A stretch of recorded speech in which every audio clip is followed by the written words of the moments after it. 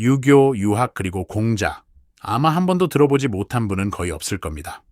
그런데 요즘 유교적이다라는 말은 답답한 예절과 권위주의, 가부장제와 낡은 질서를 비판할 때 주로 사용됩니다.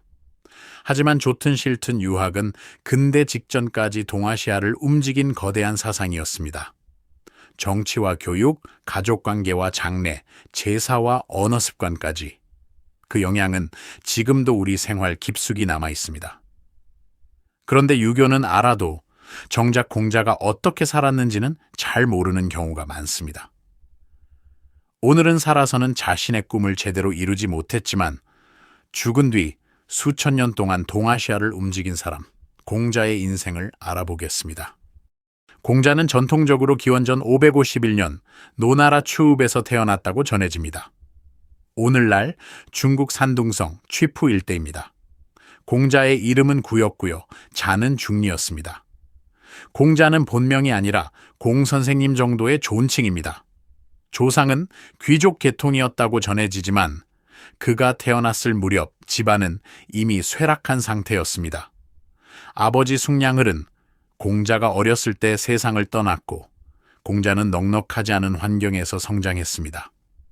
하지만 공자가 왕자나 대귀족이 아니었으며 복잡한 신분 질서 속에서 스스로 자리를 만들어야 했던 사람이라는 점은 분명합니다. 젊은 공자는 처음부터 유명한 스승이 아니었습니다. 기록에 따르면 곡식을 관리하는 창고의 장부를 맡았고 가축을 관리하는 일도 했습니다. 오늘날로 치면 창고 회계와 목장 관리 실무자였던 셈이죠. 그러면서도 배움을 멈추지 않았습니다. 옛 노래와 역사, 예법과 음악, 정치를 공부했습니다. 당시는 주왕실의 권위가 무너지고 제후와 귀족들이 끊임없이 싸우던 춘추 시대였습니다. 공자가 예와 질서를 강조한 이유도 평화로운 시대에 살았기 때문이 아니라 질서가 무너지는 모습을 직접 보았기 때문인지 모릅니다. 시간이 지나면서 공자의 주변에는 그에게 배우려는 사람들이 모였습니다.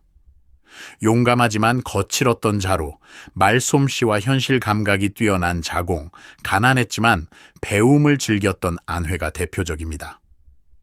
공자는 제자들과 대화하고 논쟁했습니다.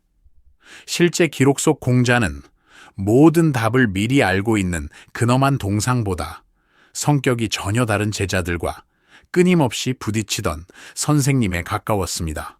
하지만 공자는 가르치는 것으로 만족하지 않았습니다. 배운 것을 정치에서 시험하고 노나라를 자신이 꿈꾸는 나라로 만들고 싶었습니다. 공자는 마침내 노나라 정치에 진출합니다.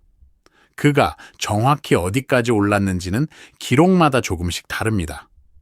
비교적 이른 기록에는 사법과 형벌을 담당하는 대사구를 맡았다고 나오고요. 사기에는 토목을 담당하는 관직을 거쳐 재상에 가까운 역할까지 했다고 전합니다. 공자는 군주가 먼저 바르게 행동해야 백성도 따른다고 생각했습니다. 하지만 노나라의 실제 권력은 강력한 귀족 가문들이 나누어 가지고 있었습니다.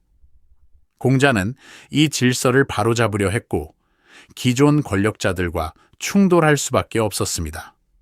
그리고 이때 아주 유명한 사건이 벌어집니다. 전승에 따르면 이웃나라 제나라는 공자로 인해 점점 강해지던 노나라를 경계했습니다. 그래서 노나라의 권력자들을 흔들기 위해 수십 명의 아름다운 무희와 좋은 말들을 보냈다고 합니다.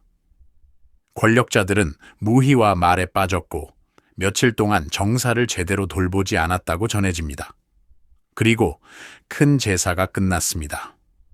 당시에는 제물로 사용한 고기를 신하들에게 나누어 주었는데요. 공제에게 돌아와야 할 제사 고기가 오지 않았습니다. 제사 음식을 나누는 것은 정치적 관계와 지위를 확인하는 중요한 예법이었습니다. 고기가 오지 않았다는 것은 조정이 더 이상 공자를 정치의 동료로 대하지 않는다는 신호였을 수 있습니다. 공자는 그 의미를 알아차렸습니다. 자신이 꿈꾸던 노나라의 정치는 끝났습니다.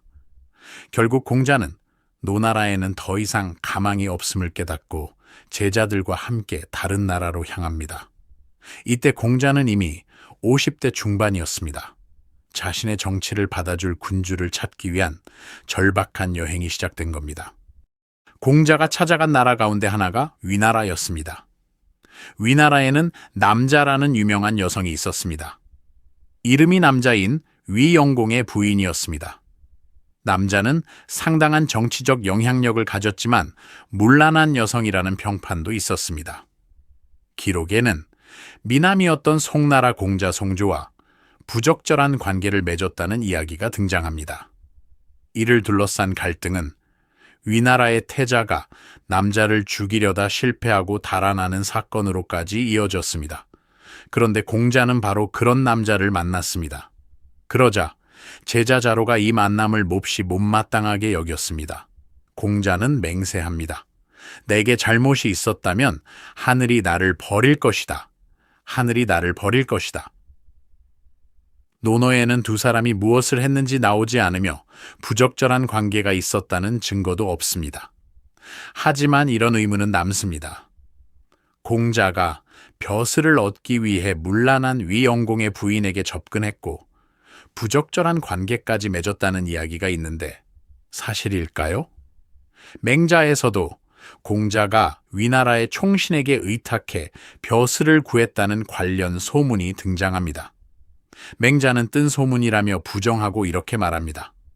공자가 정말 그렇게 했다면 어떻게 공자가 공자일 수 있었겠는가? 후대 전승에는 위영공과 남자가 화려한 수레의 앞자리에 타고 공자는 그 뒤를 따라갔다는 장면도 등장합니다. 공자는 말합니다. 나는 아름다움을 좋아하는 만큼 덕을 좋아하는 사람을 아직 보지 못했다. 공자는 위나라에서도 뜻을 이루지 못하고 다시 길을 떠납니다. 공자와 제자들은 위나라와 송나라, 진나라와 채나라 등을 돌아다녔습니다. 군주들은 공자의 좋은 말을 듣고 싶어 했지만 실제 권력을 맡기지는 않았습니다. 공자는 백성뿐 아니라 군주부터 군주답게 행동하라고 요구했습니다. 여행은 위험했습니다. 광에서는 공자를 다른 사람으로 오해한 이들이 그와 제자들을 포위했습니다. 송나라에서는 공자를 해치려는 인물이 제자들과 공부하던 나무를 쓰러뜨렸다고 전합니다. 진나라와 채나라 사이에서는 식량이 끊겨 제자들이 일어서지 못할 만큼 굶주렸습니다. 자로는 묻습니다. 군자도 이렇게 공공해질 수 있습니까? 그러나 공자는 뜻을 버리지 않았습니다. 그 고집 때문에 정치가로서는 실패했지만 어쩌면 그 때문에 그의 말이 살아남았는지도 모릅니다. 약 14년에 걸친 방랑 끝에 공자는 60대 후반이 되어 노나라로 돌아옵니다. 그토록 자신을 써줄 군주를 찾아다녔지만 어느 나라에서도 정치를 온전히 펼치지 못했습니다. 돌아온 공자는 정치의 중심에 다시 서기보다 제자들을 가르치고 옛 문헌과 음악을 전하는 데 집중합니다. 하지만 공자와 제자들이 옛 시와 역사, 예법을 다음 세대에 전하는 데 중요한 역할을 한 것은 분명해 보입니다. 그런데 공자의 말년에는 감당하기 어려운 죽음이 연이어 찾아옵니다. 먼저 아들 공리가 세상을 떠났습니다. 그리고 공자가 가장 아끼던 제자 안회도 스승보다 먼저 죽고 말았습니다. 공자는 절규합니다. 하늘이 나를 버리는구나. 하늘이 나를 버리는구나.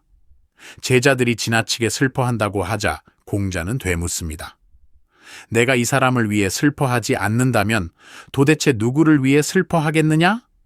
얼마 뒤에는 거칠지만 충직했던 자로도 위나라의 정치적 혼란 속에서 비극적인 죽음을 맞습니다. 위대한 성인의 말년은 승리와 영광이 아니라 실패와 상실로 채워져 있었습니다. 공자는 기원전 479년경 세상을 떠납니다. 그가 죽었을 때 거대한 나라가 세워진 것도 그의 가르침이 국가의 공식 사상이 된 것도 아니었습니다. 어쩌면 공자는 자신이 실패한 정치가라고 생각하며 눈을 감았을지도 모릅니다. 하지만 제자들과 후학들은 스승과 나누었던 대화와 가르침을 전했습니다. 그 기록은 오랜 시간에 걸쳐 정리되어 훗날 우리가 아는 논어가 됩니다. 그리고 공자가 죽은 뒤 가장 이상한 반전이 시작됩니다. 공자가 죽고 수백 년이 지난 한나라 시기, 그의 이름과 연결된 학문은 국가의 후원을 받기 시작합니다. 기원전 136년경에는 유학자들이 중시하던 고전들이 국가 교육의 중심으로 자리 잡았고, 송나라 이후에는 논어가 과거 공부의 핵심이 되었습니다. 공자의 말은 중국을 넘어 한국과 일본, 베트남으로 퍼졌습니다. 살아있는 공자는 단 한 나라에서도 자신의 꿈을 완전히 실현하지 못했습니다. 하지만 죽은 공자는 수많은 황제와 관리, 학자와 학생을 가르쳤습니다. 살아서는 자신의 시대조차 바꾸지 못했던 공자의 사상은 죽은 뒤 더욱 거대해졌습니다. 그리고 마침내 수천 년 동안 동아시아를 지배하는 사상이 되었습니다. 생전에 만났던 군주들은 공자의 정치를 받아들이지 않았습니다. 그러나 훗날 황제들은 죽은 공자의 권위를 빌리지 않고서는 자신의 나라를 설명하기 어려워졌습니다.